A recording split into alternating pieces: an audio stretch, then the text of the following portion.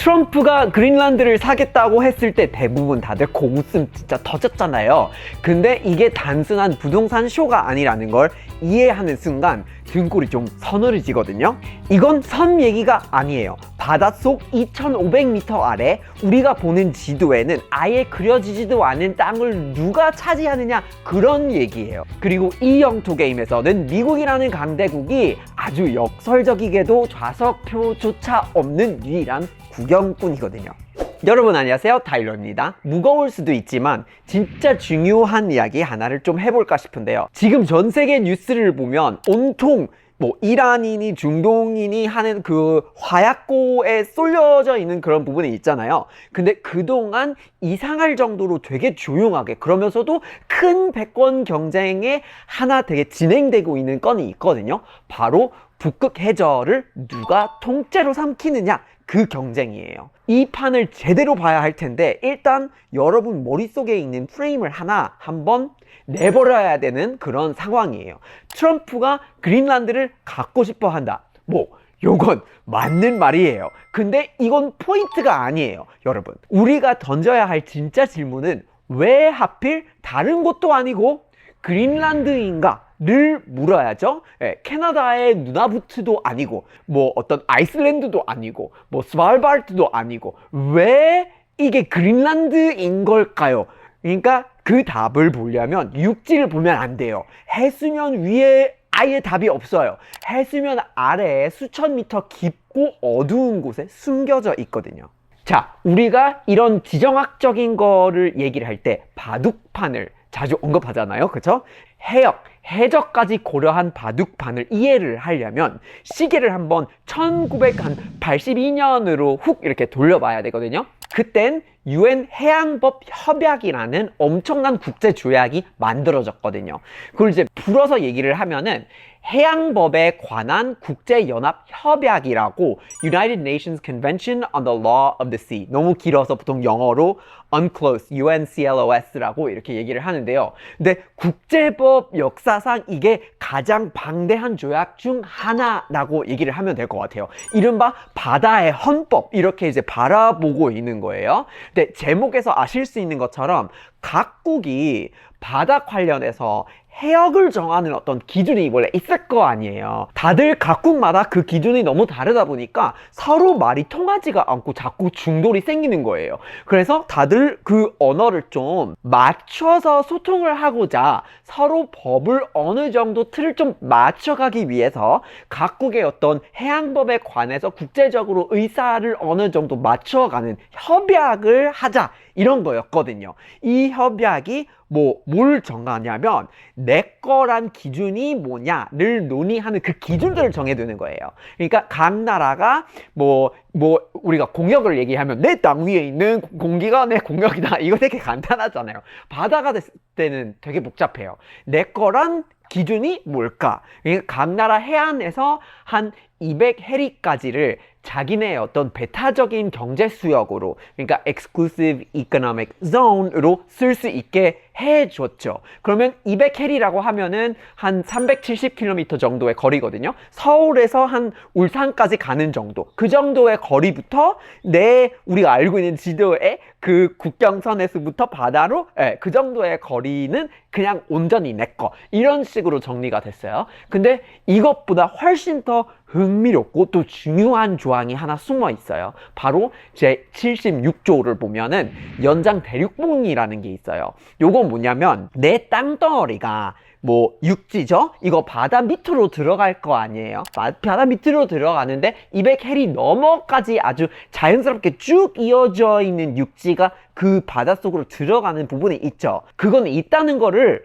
이제 과학적으로 증명을 해내면 물에서 어획을 하고 물 위에서 이렇게 떠돌아다니는 것들은 완전히 국제적으로 자유이긴 하지만 수면 위에는 물 안에는 그렇지만 그 육지가 이렇게 내려가서 들어간 그런 대륙봉이 있으니까 그 해저, 그 땅, 그러니까 바닷속으로 이어지는 땅의 끄트머리까지 전부 그 땅은 내 땅이다 라고 인정을 해주겠다는 거예요. 물 위에 배는 자연스럽게 다닐 수 있는 거니까 노 터치, 물 안에 있는 것도 자유로우니까 노 터치. 근데 여기서는 해저 놓여 있는 거, 그리고 해저 밑에 있는 거는 그거 완전히 내 거다, 이런 식으로 주장을 할 수 있게 되는 거예요. 오직 바다 밑바닥 토양하고 그 아래에 묻힌 지하 자원에 대한 권리를 독점할 수 있다, 이거예요. 이게 이제 조금씩 왜 중요한지 살짝 감이 오기 시작하지 않으셨나요? 그러니까 20세기 영토 확장은 지도 위에 군대를 좀 보내가지고 깃발을 꽂고 이렇게 이거 내 거다라고 이렇게 할 수 있는 거였잖아요. 그런데 이제는 우리가 살고 있는 시대 21세기에는 영토 확장이라는 게 아무도 볼 수 없는 데서 벌어지는 거예요. 해저에 지질학적인 알박기를 하는 게 포인트라고요. 근데 여기서 약간 좀 상황이 꼬여지는 부분이 좀 있어요. 1982년에 야심차게 조약은 이제 만들었는데, 도대체 이 자연적인 연장이라는 거를 어떻게 증명을 해야 되는 거죠? 그러니까 해저 지형을 3차원으로 아주 정밀하게 매핑을 할 수 있어야 된다는 얘기인데, 1980년대인데 그때 기술력으로 그게 가능했을까요? 어림도 없죠. 그때는 GPS도 민간에 개방되지도 않았잖아요. 그러니까 바닷속을 좀 쏘아보는 그런 다중빔, 음파로 이렇게 뭐 즉심을 하는 그런 기술도 완전히 걸음마 단계였거든요. 게다가 해저 어떤 지진파라든지 그런 거 탐사하는 비용은 80년대 초반이었는데 되게 천문학적인 부담이었던 거예요, 이게. 그러니까 이 조약은 만들어 놓긴 했는데 한 20년 동안 거의 그냥 그림의 떡이었던 거죠. 언젠가는 좋겠다. 근데 수면 상태에 빠져 있었던 그런 상황이었던 거죠. 근데 언젠가는 나도 해저 어디까지인지 좀 알았으면 좋겠네 라는 꿈을 갖고 있었단 말이에요. 그러다가 2000년대가 이렇게 되면서 이렇게 인터넷이 잘 터지고 여러분들한테 스마트폰이 무글대기 시작하고 GPS가 깔리잖아요. 그러니까 뭔가 판이 완전히 뒤집어지는 거예요. 위성으로 GPS가 훨씬 더 잘 돌고 이렇게 널리 이렇게 퍼지고, 또 많은 국가에서 자기만의 위성을 올리잖아요. 그리고 사용을 하잖아요. 그래서 해저를 좀 훑어보고 음파 기술이 또 점점 이렇게 좀 저렴해지니까 사각지대에 있었던 해저가 점점 윤곽이 그려지기 시작을 한 거예요. 근데 재밌는 거는 이 기술 상당수가 사실 우주 탐사 산업에서 넘어왔다는 거예요. 화성 지형을 우리가 막 스캔해가지고 첨단 기술로 갑자기 이렇게 지형이 어떻게 되는지 막 이렇게 알아내려고 했잖아요. 그거를 지구에 적용을 해보니까 바다 밑바닥을 스캔하기에 딱인 거예요. 결국 우주 기술 덕분에 심해를 정복하게 되는 셈이랄까요? 그러니까 딱 이때, 이 순간부터 다들 꿈만 같았던 그 76조에 다시 이제 잠 깨고 번쩍 눈을 뜨게 되는 거예요. 이제 대륙봉 연장 증명 가능하겠구나 하고 달려들기 시작한 나라들이 있습니다. 그러면 여기서 북극을 가지고 해저가 우리 거네 하면서 누가 제일 먼저 손을 들고 튀어나왔을까요? 위성을 갖고 있고 분석 기술이 있으면서 북극에 상당한 주장을 할 수 있을 듯한 나라, 바로 러시아인 거죠. 2001년 12월에 러시아가 UN 대륙봉 한계위원회라고 있는데 거기에다가 아주 당당하게 첫 신청서를 내밀어 넣은 거예요. 자기네 대륙봉이 북극점 바로 이렇게 아래까지 뻗어져 있으니까 이게 이제 우리 거다라고 주장을 했죠. 근데 여기서 러시아가 들이민 핵심적인 증거가 있었어야 될 텐데 그거 뭐냐를 따져야겠죠. 바로 로모노소프라는 해령이라는 해저 지형이거든요. 이게 뭐냐면 그 북극해 한가운데에 떡하니 그냥 가로지르고 있는 길이가 한 1800km 정도? 진짜 긴 산맥이거든요. 해저 산맥이에요. 그래서 시베리아 끝쪽부터 시작을 해가지고 북극점을 이렇게 관통을 해서 캐나다에 있는 엘즈미어 섬까지 이렇게 이어지는데, 그리고 사실 그린랜드 바로 옆구리까지 쭉 이렇게 이어지거든요. 그런 산맥이고요. 그리고 최고 높은 곳을 보면은 바다 밑바닥부터 따져가지고 이렇게 올라온 거 보면은 무려 3,500m 정도 올라와 있어요. 그게 한라산이나 뭐 백두산보다 더 높은 거예요. 근데 이게 왜 그렇게 중요하냐면 이 해령이 대륙지각으로 이루어져 있거든요.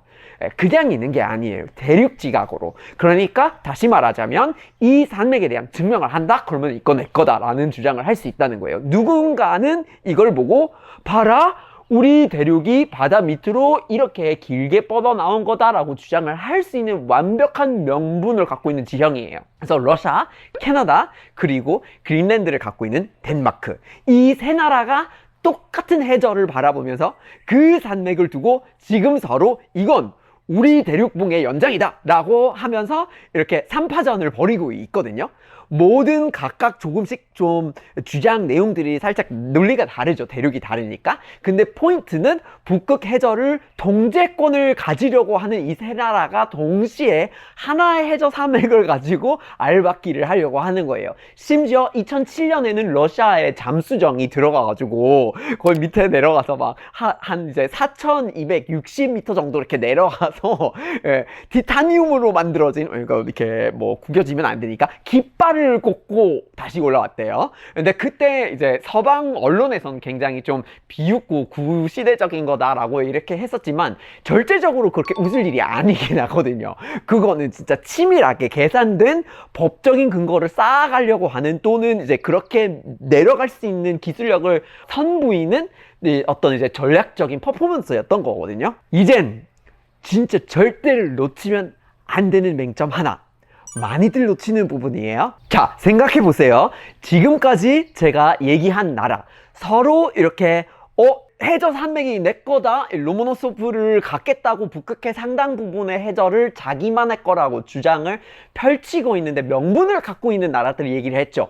러시아, 덴마크, 캐나다. 미국은 대체 어디서 뭘 하고 있나? 미국만 쏙 빠져 있다는 거 왜일까요? 이유가요, 기가 막힐 수 있는데 미국은 일단 거기에 이제 지형을 갖고 있는 건 없어요. 그런데 게다가 문제가 애초에 UN 해양법에 대한 그런 조약이 있었죠. 비준조차 하질 않았어요.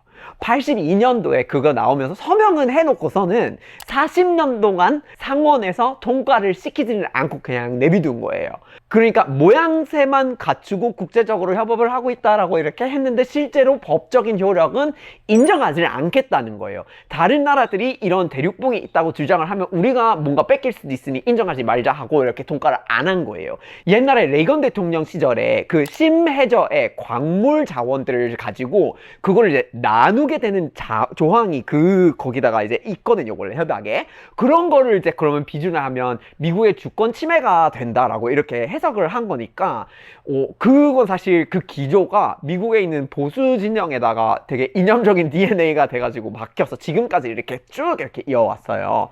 근데 그 결과가 어떻게 됐을까요? 미국은 저 위원회, 그 UN에 있는 위원회의 영토 확장 신청서를 내고 싶으면 낼 수는 있겠지만 낼 수 있는 법적인 명분이 없어요. 자기네 나라에서 인정을 안 하니까 의미가 없어요. 그러니까 비준을 안 했는데 거기에 뭘 제출한다고 법적인 효력이 있지도 않아요. 그래서 뺏기지도 못하지만 가져오지도 못한다. 이런 이슈가 생기는데, 남의 나라 주장에 대놓고 공식적인 어떤 이의 제기를 할 방법은 사실 그러면 미국은 하드파워 말고는 뭐 없어요. 저번에 2023년 12월쯤에 이제 미국이 한번 국무부에서 선언을 한 게 있었거든요. 전 세계적으로 대륙붕이 이렇게 뻗어져 나온 걸로 합치면은 한 7개 지역에서 한반도 한 4배 정도 되는 면적이 자기 거다라고 이렇게 선언하기는 했거든요. 근데 요건 그러면은 미국 법이, 그래 미국 법에서 그렇게 주장을 하겠지만 국제법 인정을 안 한 거라서 미국 법으로는 맞겠지만 국제법으로는 사실 그냥 텅빈 주장이 되는 거예요. 헛소리인 거죠. 그래서 국제사회에서 공식적으로 인정을 해주는 상황이 아니니까요. 그럼 상상을 해보세요. 북극 해저에 어마어마한 어떤 판돈이 걸린 그런 포커판이 열렸어요. 여기에 러시아가 왔지, 유럽 연합이 왔지, 캐나다가 왔지. 그러면 여기서 전략적인 위치를 확보를 하려고 하고 있지. 거기에다가 얘네들이 다 모여 있어요. 뭐 이렇게 칩을 두고 이렇게 증명거리를 쌓아두고 있고 주장을 하고 있는데, 세계 해군력을 가지고 최강으로 내세우고 있는데 그거를 유지하려고 하는 미국은 혼자서 입장권도 없는 상태에서 그냥 밖에서 서성이고 있는 거예요. 대륙붕 논리로 봐도 사실 미국이 엘래스카까지는 있는데, 근데 그거는 이 북극해 가운데까지 확장하기에는 대륙붕이 이어지지가 않아요. 로모노소프에 대한 주장 연결이 없어요. 그래서 북극에서는 이게 좀 약간 취약한 입장이 된단 말이에요. 여러 가지로. 자, 이젠 퍼즐 조각들이 조금씩 더 맞춰져서 큰 그림이 보이기 시작하는 것 같은데, 트럼프가 왜 그렇게 생뚱맞게 그린란드만을 가지고 집착을 하는 걸까요? 여기서 대부분의 사람들은 일단 희태류를 개려고 하는구나. 러시아나 중국으로부터의 어떤 군사적인 그런 이유가 있으니까 견제를 하려고 하고 있는 거구나, 이런 식으로 해석을 하는데, 맞아요. 다 맞는 말이에요. 저도 그게 맞는다고 생각을 하고 그 주장을 해요. 하지만 거기서 끝인다고 하면 안 돼요, 여러분. 우리가 아직 그린란드에 정확하게 무슨 희토류가 얼마 있고 어떻게 쓸 수가 있고 뭐 그런 거는 다 완전히 잘 알고 있는 상황은 아니기는 아니에요. 그러면 왜 그렇게까지 그린란드에 대해서 그렇게 막 갖겠다고 소리까지 이렇게 얘기를 하고 있을까요? 왜 계속 포섭을 하려고 하는 걸까요? 진짜 치명적인 핵심은 요거예요. 이 게임에서 그린란드는 단순한 땅이 아니에요. 그린란드는 좌표가 돼줄 수 있다, 이거예요. 로모노소프 해령이라는 그 거대한 해저 산맥에 합법적인 접속을 할 수 있는 거의 유일한 카드가 될 수 있다는 거예요. 그러면은 지금 그린란드가 덴마크령이니까 그 해저 권리가 덴마크, 즉 유럽연합한테 넘어갈 수 있는 상황으로 이렇게 심사를 받고 있겠죠. 근데 만약 어떤 식으로든 그린란드가 독립을 하게 된다면, 그린란드가 사실 독립을 하고 싶어 하잖아요. 그러면 그 주장을 그린란드가 혼자서 하겠죠. 그러면 유럽연합에도 있지 않고 그럼 누가 가질 거냐 이슈가 되는 거죠. 그럼 미국하고 손을 잡게 된다면 이건 미국이 가져갈 수 있는 기회가 생긴다, 이거예요. 예를 들어서 미국이 뭐 태평양에 있는 여러 가지 섬나라들하고 맺은 자유연합 협정이라는 게 있어요. 그러면 이 나라들은 어느 정도 자치권이 되게 강력하게 되어 있는데 국방하고 외교를 미국이 대행을 해주는 구조예요. 그래서 그 대신에 어떤 영토 주장을 미국이 하게 되는 거죠. 요 시나리오가 만약에 된다면 미국이 그 순간에 바로 북극 중앙 해저의 영토를 향한 어떤 합법적인 복합판을 자리 확보하는 그런 상황이 될 수 있다는 거예요. 그러니까 우리가 생각했던 이슈랑 완전히 정반대일 수도 있는 거예요. 그린란드가 독립을 하면 서방 세계에서 그냥 위기다? 이런 것만이 아니다라는 거죠. 미국 입장에서는. 이런 거 아니라 오히려 미국한테는 판을 뒤집을 수 있는 유일한 기회, 유일한 카드가 돼줄 수 있다. 그걸 원할 수 있다라는 얘기예요. 근데 여기서 아직 제일 중요한 거 얘기 안 했거든요. 왜 다들 이렇게 바다 밑바닥부터 환장을 하고 있을까요? 거기에 무슨 자원이 있는지도 몰라고 있는지도 없는지도 몰라요. 북극 해저에 전 세계 미발견 석유랑 그런 천연가스가 엄청난 어떤 양이 묻혀 있을 거다라는 보고서들이 쏟아지고 있는데 확인이 사실은 안 되긴 했어요. 어마어마한 잠재력이 있는 건 맞겠지만 제가 볼 때는 어떤 그게 핵심 부분이 아닐 수 있다. 따로 본질이 있을 것 같아요. 바로 해저 광 케이블이에요. 그러니까 지금 전 세계 국제 데이터 통신망에서 한 99% 정도가 우주위성이 아니라 아직 바닷속에 있는 해저 케이블로 흐르고 있거든요. 아무래도 지구의 어떤 대기를 벗어나는 것보다 해저에서 관리를 하는 게 조금 더 현실성이 있기는 하거든요. 21세기의 글로벌 경제 진짜 혈관이자 신경망이 되는 게 바로 그 해저 케이블들이에요. 그런데 여기서 흥미롭게도 북극해는 꽁꽁 얼려 있을 때가 많기 때문에 아직 이 케이블망이 거기에 침투하지를 못한 상황이에요. 근데 기후위기가 계속해서 이렇게 이루어지면서 결국은 그 얼음이 후퇴를 하면서 진입을 할 수 있는 조건이 생기는데, 일본에서 출발을 해가지고 알래스카랑 캐나다를 이어주고 또 그린란드까지 거쳐오는 유럽으로 꽂히는 1500km 정도짜리의 초대형 해저 케이블이 지금 그 프로젝트가 이미 시작이 됐거든요. 그러니까 일본부터 시작해서 캐나다랑 베링 해협을 지나가지고 캐나다랑 그 그린란드랑 유럽으로 이어지는 서방 세계를 이어지는 초대형 해저 케이블 프로젝트가 시작됐다고요. 그러니까 서방 세계의 경제 핵심이 잡아줄 그거를 누가 관리를 하냐 이거예요. 덴마크도 자기네 앞바다 지키려고 엄청나게 이렇게 국방 예산을 좀 부어서 그 케이블망을 이렇게 깐다고 이렇게 지금 난리를 하고 있는데, 이건 무슨 얘기냐? 북극 해저는 다가올 미래 글로벌 데이터 인프라, 그러니까 본격적인 경제 기반이 될 수밖에 없는 AI 시대의 데이터 인프라의 새로운 초고속 그런 고속도로가 깔리는 곳이 거기라고요. 그러니까 그 바다 밑바닥 소유권이 누구 거냐, 즉 대륙봉 권리를 가진 나라가 어디냐, 그 나라한테 이 데이터 통행 경로에 막강한 갑질을 할 수 있게 된다는 얘기예요. 결국 요거는 아날로그 자원 전쟁을 넘어서 미래 데이터의 통제권 전쟁이 지금 해저에서 벌어지고 있다는 얘기인 거예요. 사실 여기서부터는 남의 집 볼 구경을 할 때가 아니라 라는 그런 느낌을 받으실 수 있을 것 같은데, 이 조용한 영토 전쟁이 북극에서만 벌어지고 있는 걸까요? 아니죠. 다른 지역들을 한번 볼까요? 포르투갈을 한번 볼게요. 포르투갈이라는 나라 사실 생각보다 작은 나라예요. 육지를 보면은 그래요. 육지 면적이 되게 작은데 대서양 한가운데 아소르시라는 그 제도가 있어요. 여러 가지 섬이 있어요. 그러니까 그거를 분석해 보면 대륙봉이 굉장히 크게 되어 있어요. 그래서 요거 크기를 봤을 때 한 200만 제곱킬로미터 이상의 규모가 될 수 있다는 거예요. 그거를 신청해 놨어요, 포르투갈이. 이거 만약에 통과가 된다? 그러면 원래 지금까지 되게 작은 나라로 인식이 되고 있는 포르투갈의 전체 영토가 97%가 바닷속이 되는 거예요. 그러니까 우리가 알고 있는 거 3%밖에 안 된다가 되겠죠. 근데 거기다가 하필이면 유럽이랑 미주 이렇게 대륙을 잇는 인터넷 케이블들이 다 미친듯이 되게 많이 깔려있는 길목이거든요. 그래서 대서양 횡단하는 트래픽이 그것도 목줄을 쥐고 있는 위치예요. 그래서 유럽연합 입장에서 얼마나 금 같은 걸까요, 이게? 근데 누가 싫어할까요? 바로 미국이죠. 여기서 이미 어느 정도 새로운 갈등이 보이기 시작할 수 있겠죠. 그러니까 뉴질랜드도 한번 가볼까요? 거기서 남태평양의 그 바다 밑에 되게 큰 대륙봉을 어마어마하게 갖고 있는데 그거를 좀 증명을 해가지고 영토를 많이 넓히려고 하는 중이거든요. 그렇게 하게 되면은 남태평양에 진입하는 지역의 되게 대부분의 해저를 갖게 돼요. 그러니까 다시 얘기를 하자면 이게 무슨 소리냐면, 지금 우리가 모르는 사이에 지구 전체의 해저 국경선이 완전히 새롭게 다시 그려지고 있는 그런 시대를 살고 있다고요. 변화의 속도가 너무 빠르지만 조용하고 깊은 물 속에서 이렇게 일어나니까 다들 눈치조차 채지를 못하고 있을 뿐이에요. 이제 드디어 대한민국 얘기로 좀 넘어와 볼게요. 한국 사회도 이 어마어마한 해저 영토의 게임에서 절대 자유롭지는 못해요. 여러분이 아마 들어보셨을 것 같은데 제7광구 이런 게 있죠.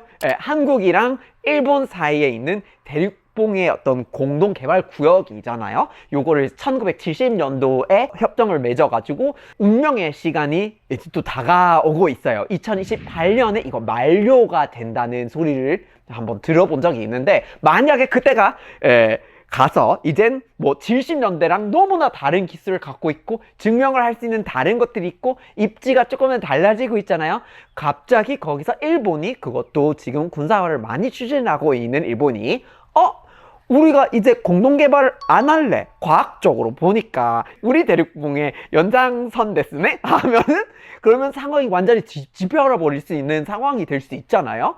양국의 관계에 판가름 할 때는 그러면 바로 거기서 잣대가 되는 게 이 UN 해양법 제76조가 된단 말이에요. 한국은 북극 영유권의 어떤 국가는 아니지만 북극 이사회 옵서버 국가이기도 하고, 그리고 당장 앞바다의 대륙봉 문제가 분명히 당사자 될 수도 있는 거니까 이런 이슈들이 앞으로 어떻게 바뀌는 건지가 대한민국한테도 매우 중요한 이슈예요. 그러니까 저 멀리 있는 얼음 덮인 어떤 그린란드에서 미국이랑 러시아랑 유럽연합이 저건 저 싸움이 결코 한국한테 먼 나라의 남의 얘기로만 볼 수 있는 거는 아니에요. 유엔이나 국제사회나 국가들이 어떻게 받아들이고 반응하는지가 한국이 앞으로 취할 수 있는 입장에도 영향을 끼쳐요. 자, 이제 정리를 좀 한번 해보죠. 그린란드를 둘러싼 백권 다툼의 진짜 타겟은 해수면 위에 있는 섬이 아니라 해저예요. 1982년에 탄생한 국제해양법이 2000년대 우주산업에서 나온 매핑 기술들하고 만나게 되면서 판도라의 상자가 그냥 열려버린 거죠. 러시아, 덴마크, 캐나다가 앞다투어 가지고 이렇게 로모노소프 해령의 지질학 알박기를 이렇게 막 하는 중이죠. 하지만 미국은 자국 내의 정치 논리 때문에 40년 넘게 비준을 미루다가 이제는 테이블에 어떤 자리를 확보할 수 있는 명분조차 이렇게 없으니까 취약한 입지를 갖고 있고, 근데 트럼프는 그린란드라는 좌표를 희망적으로 생각을 해서 획득을 한다면 어떻게든 이 게임에 끼어들 수 있겠다라고 보고 있는 거고요. 요거는 그냥 석유나 히토류만 걸려 있는 게 아니라 21세기의 디지털 경제 혈관이 될 수밖에 없는 해저통신망의 동체권이 걸려 있는 이슈예요. 미래 패권 AI 테크전인데 요 인프라를 깔고 통제하기에 모든 수를 쓰더라도 일당은 갖겠다, 이 상황입니다. 포르투갈, 뉴질랜드, 프랑스 다들 이미 움직이고 있는데 한국 앞바다에도 7광구 역시나 이 게임의 연장선에 있어요. 바닷속의 지도도 이렇게 좀 바뀔 수 있으니까 원래 협력하기 좋은 그림이었는데 지도를 봤을 때 같이 갈 수밖에 없는데 알고 보니까 그림이 바뀌니까 서로 경쟁국이 되어버리는 요 상황이라고요. 그러니까 지금까지 머릿속에 그려지고 있는 그 지도가 거짓말이 됐다고요. 지도에 그려져 있지도 않은 땅, 심해 보이지 않는 국경선들이 그려지고 있다고요. 그리고 대부분의 사람들은 요거를 눈치채지를 못하니까요, 착각을 합니다. 진짜 바둑판을 절반 정도만 보게 되는 거죠. 그래서 오늘 여러분들한테 꼭 던지고 싶은 질문이 생겼어요. 우리는 21세기를 살아가면서도 여전히 영토라는 단어에 대해서 되게 구시대적인 그런 프레임을 씌우고 있는 거 아닐까요? 아직도 영토 하면은 세계 지도가 바로 이렇게 펼쳐지고 땅 따먹기, 뭐 국경선 어떤 수비대, 뭐 휘날리는 깃발 이런 식으로 이렇게 상상을 하는데, 하지만 진짜 무서운 영토 확장은 지금 우주위성 데이터로 증명을 하고 있고 과학자들의 어떤 논문으로 판정을 받고 있고 아무도 못 보는 수천 미터 해저에서 벌어지고 있단 말이에요. 그리고 이 큰 변화의 흐름을 좀 뒤늦게 눈치챈 그 미국이 오히려 거칠고 시끄러운 방식으로 허둥지둥을 자기 존재감을 막 드러내려고 하고 있단 말이에요. 미국이 이제 그 모습을 보여주고 있는 것 자체가 우리한테 이 세상이 어떻게 바뀌고 있는지 엄청난 동차를 좀 주고 있다고 저는 생각을 하는데요. 오늘 이야기를 준비를 하면서 좀 확신이 다시 생겼는데, 시대가 너무 빠르게 바뀌는데 진짜 거대한 변화는 당장 내일 아침 뉴스에 헤드라인에 절대 안 나와요. 그냥 안 나와요. 예. 시끄러운 소리들이 들릴 때는 이미 판이 끝났거나 아니면 딴 데에서 뭔가가 이렇게 벌어지고 있는 거죠. 정말 중요한 룰들은 생각해 보시면, 새로운 룰을 만들어야 될 때 이 룰에 적용을 받을 사람들 다 모아놓고 보는 앞에서 룰을 정하려면 잘 될까요? 안 되잖아요. 그러니까 큰 그림을 결정하는 것들은 눈앞에서 말하지 않는가 봐요. 여러분은 어떻게 보시나요? 헤드라인 뒤에 숨겨져 있는 이야기들을 우리가 어떻게 알아차릴 수 있을까요? 그린란드 문제는 아직도 단순한 섬의 문제로 보이시나요? 그리고 한국은 지금 이 바둑판에서 정확하게 안 보이는 것까지 수를 두려고 하고 있는 걸까요? 어떻게 생각하시나요? 밑에다가 여러분의 생각을 꼭 한번 댓글로 공유를 해주시고 앞으로도 함께해서 계속 달려볼까요? 여러분 혹시 이거 보셨나요? 못 보셨어요? 요거는요?